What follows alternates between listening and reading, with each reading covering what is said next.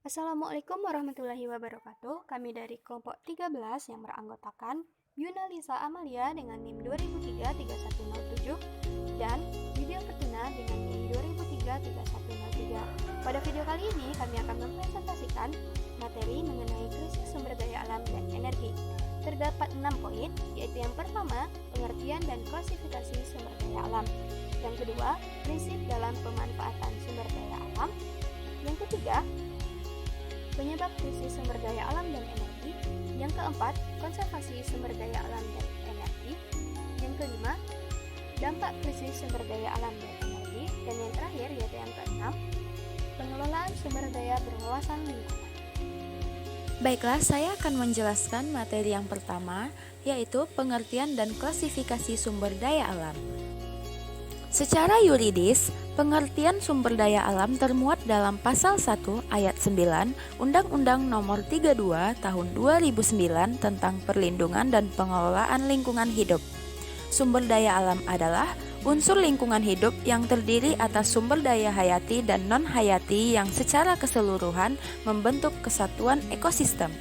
Klasifikasi sumber daya alam berdasarkan sifatnya terdiri dari 1.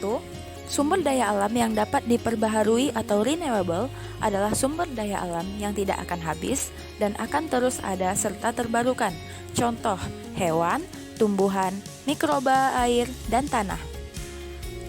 Kedua, sumber daya alam yang tidak dapat diperbaharui atau non-renewable adalah sumber daya alam yang langsung habis pemakaiannya dan tidak dapat diperbarui kembali. Contoh, minyak bumi, gas bumi, dan lain-lain. Ketiga, sumber daya alam yang tidak habis. Contoh, udara, matahari, energi pasang surut, energi laut, dan air dalam siklus hidrologi. Berdasarkan jenisnya terdiri dari 1. Sumber daya alam non-hayati, disebut juga sumber daya alam fisik, yaitu sumber daya alam yang berupa benda-benda mati. Contoh, bahan tambang, tanah, air, dan kincir angin. Kedua, sumber daya alam hayati, disebut juga sumber daya alam yang berupa makhluk hidup. Sumber daya alam hayati bisa berasal dari hewan maupun tumbuhan. Berdasarkan potensi penggunaannya, terdiri dari 1. Sumber daya alam materi, merupakan sumber daya alam yang dimanfaatkan dalam bentuk fisiknya, misalnya batu, besi, emas, kayu, serat kapas, kaca, dan rosella.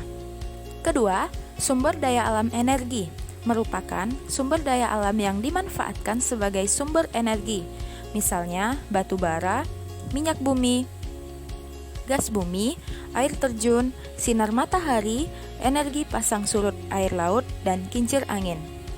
Ketiga, sumber daya alam ruang, merupakan sumber daya alam yang berupa ruang atau tempat hidup, misalnya area tanah atau daratan dan angkasa.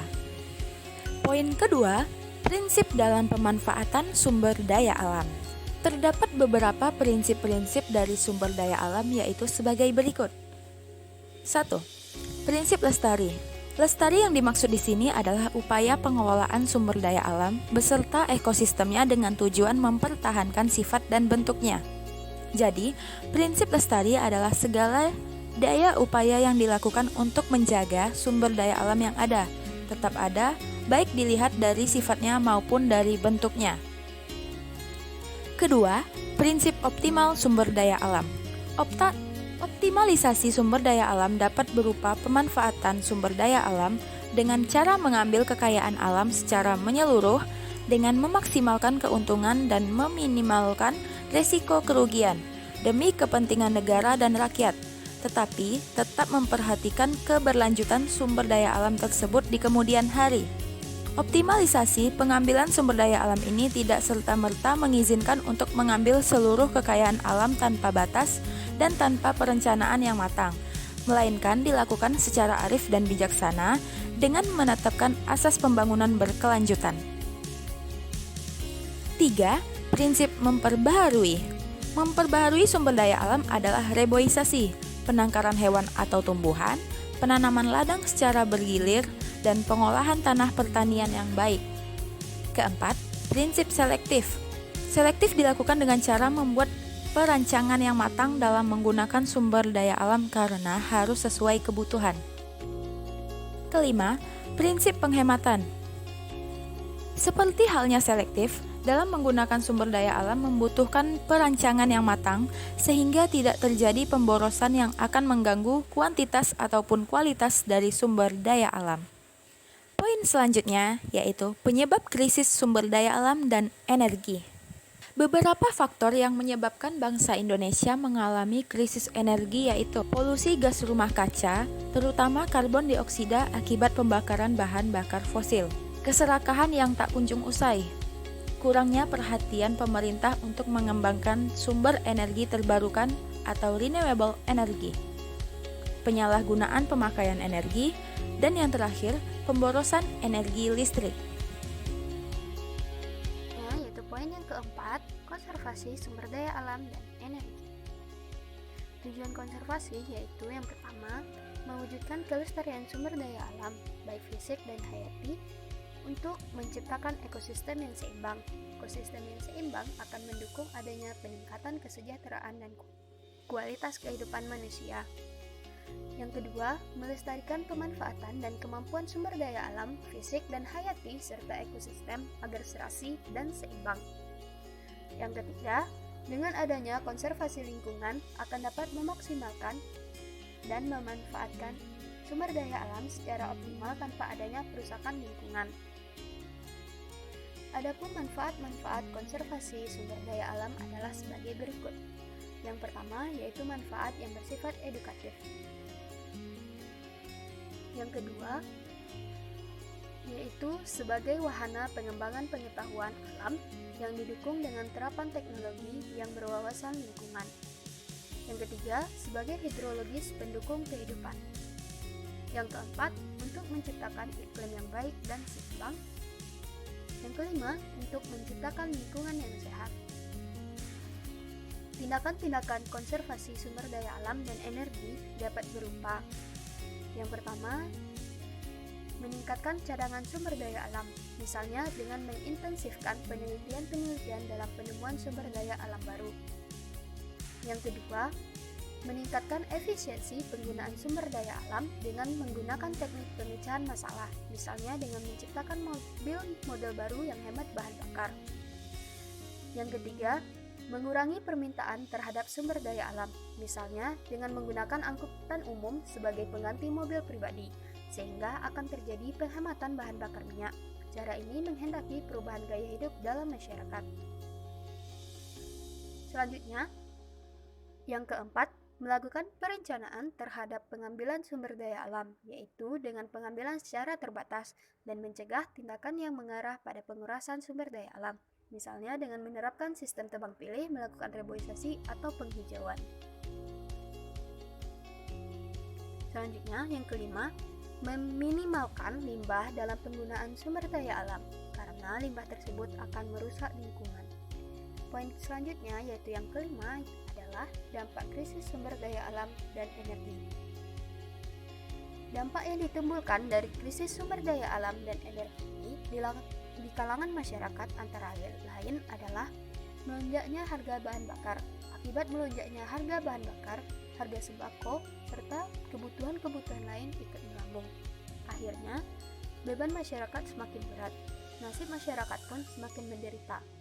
Dampak kenaikan harga BBM lebih besar adalah saat industri mengalami gulung tikar atau kolaps, sebagai akibat penurunan daya beli masyarakat dan bertambahnya biaya produksi. Terjadi peningkatan jumlah pengangguran nasional akibat maraknya pabrik-pabrik dan perusahaan yang memutuskan hubungan kerja para karyawannya. Otomatis jumlah orang miskin semakin membengkak. Akibatnya kesempatan berinvestasi dalam bentuk infrastruktur dan pembangunan non-fisik, termasuk kesehatan dan pendidikan, menjadi lebih sedikit. Tidak hanya berakibat pada sisi ekonomi, tetapi lebih dari itu, dampak sosial akan merajalela. Rakyat yang sudah miskin akan dimiskinkan dengan ketidakmampuan mereka mencari nafkah hidup. Harga-harga barang akan mengikuti kenaikan harga BBM. Kebutuhan rumah tangga akan menanjak mengikuti harga penunjang transportasi. Poin selanjutnya, yaitu poin yang keenam, adalah pengelolaan sumber daya berwawasan lingkungan.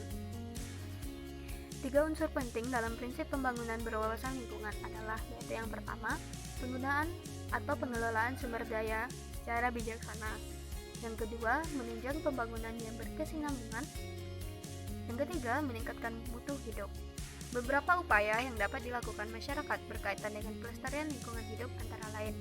Yang pertama, pelestarian tanah. Terjadinya bencana tanah longsor dan banjir menunjukkan peristiwa yang berkaitan dengan masalah tanah. Banjir telah menyebabkan pengikisan lapisan tanah oleh aliran air yang disebut erosi, yang berdampak pada hilangnya kesuburan tanah serta terkikisnya lapisan tanah dari permukaan bumi. Tanah longsor disebabkan karena tidak ada lagi unsur yang menahan lapisan tanah pada tempatnya, sehingga menimbulkan kerusakan. Yang kedua, pelestarian udara. Udara merupakan unsur vital bagi kehidupan karena setiap organisme bernafas memerlukan udara. Telah kita ketahui bahwa dalam udara terkandung beraneka ragam gas, salah satunya adalah oksigen. Udara yang kotor karena debu ataupun asap sisa pembakaran menyebabkan kadar oksigen berkurang. Keadaan ini sangat membahayakan bagi kelangsungan hidup setiap organisme. Yang ketiga, pelestarian hutan. Eksploitasi hutan yang terus-menerus berlangsung sejak dahulu hingga kini tanpa diimbangi dengan penanaman kembali menyebabkan kawasan hutan menjadi rusak. Yang keempat, pelestarian laut dan pantai. Kerusakan biota laut dan pantai banyak disebabkan karena ulah manusia, pengambilan pasir pantai, karang di laut, perusakan hutan bakau, merupakan kegiatan-kegiatan manusia yang mengancam kelestarian laut dan pantai. Upaya untuk melestarikan laut dan pantai dapat dilakukan dengan cara: yang pertama, melakukan reklamasi pantai dengan menanam kembali tanaman bakau di areal sekitar pantai. Yang kedua, melarang pengambilan batu karang yang ada di sekitar pantai maupun di dasar laut, karena karang merupakan habitat ikan dan tanaman laut. Yang ketiga, melarang pemakaian bahan peledak dan bahan kimia lainnya dalam mencari ikan. Selanjutnya, yang kelima yaitu pelestarian flora dan fauna. Kehidupan di bumi merupakan sistem ketergantungan antara manusia, hewan, tumbuhan, dan alam sekitarnya. Terputusnya salah satu mata rantai dari sistem tersebut akan mengakibatkan gangguan dalam kehidupan. Oleh karena itu, pelestarian flora dan fauna merupakan hal yang mutlak diperhatikan demi kelangsungan hidup manusia. Demikianlah presentasi dari kami.